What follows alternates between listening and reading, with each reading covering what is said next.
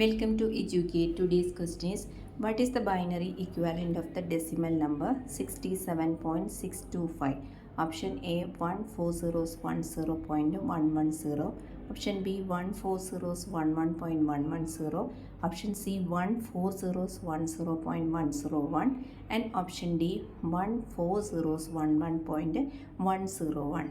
അപ്പോൾ correct answer is option D 14011.101.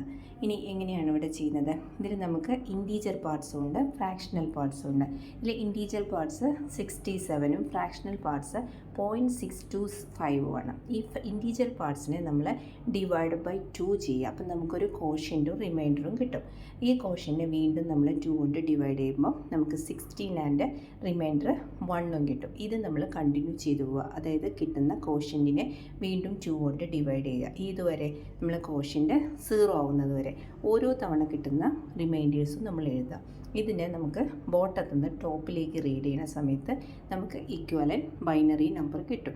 അപ്പോൾ ഇവിടെ 67ൻ്റെ ഇക്വലൻറ്റ് ബൈനറി നമ്പർ 14011 ആണ്. ഇനി നമ്മൾ ഫ്രാക്ഷണൽ പാർട്ട് 0.625 ആണ്.